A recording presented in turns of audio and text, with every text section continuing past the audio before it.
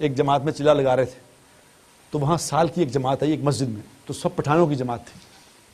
تو ایک پٹھان بڑا خوبصورت، بڑا نورانی چہرہ اس کا، تو میں ایسے لیٹا ہوا تھا،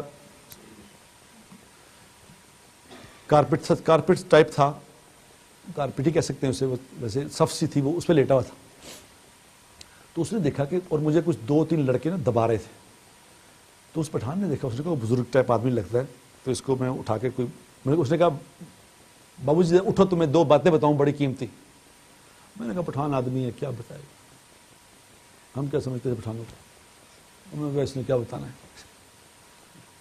تو میں نے کہا یار لیٹے لیٹے بتاؤ یار تم کیا بتانا ہے. تو اس کو بھی اس نے کہا، اس کو سمجھ گیا کہ یہ ذرا دماغی طور پہ اتنا ٹھیک نہیں ہے. اس نے کہا کہ بابو صاحب ایک بات تو یہ ہے کہ کبھی تھوڑے سے مزے کے لیے گناہ نہ کرنا، تھوڑے سے مزے کے لیے گناہ نہ کرنا، کیونکہ مزہ ختم ہو جائے گا، گناہ باقی رہ جائے گا.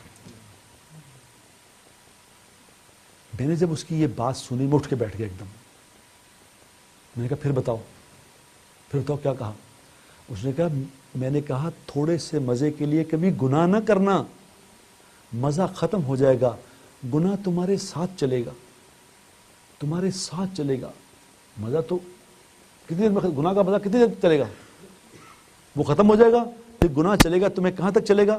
قبر میں تمہارے ساتھ جائے گا، حشر میں تمہارے ساتھ کھڑا ہوگا، جہنم میں چھوڑ کے آئے گا وہ مزہ. میں نے کہا دوسری بات بتاؤ.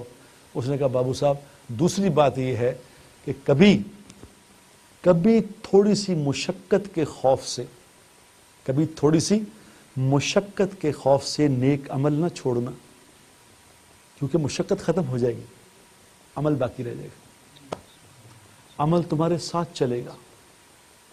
رات کو کبھی اٹھنے کو دل نہ چاہے، نماز پہ تہجد پڑھنے کو دل نہ چاہے، تو یہ یاد کر لینا یہ مشقت ختم ہو جانی ہے، لیکن یہ عمل ساتھ چلے گا، قبر میں ساتھ کھڑا ہوگا، حشر میں ساتھ کھڑا ہوگا، جنت میں چھوڑ کے آئے گا.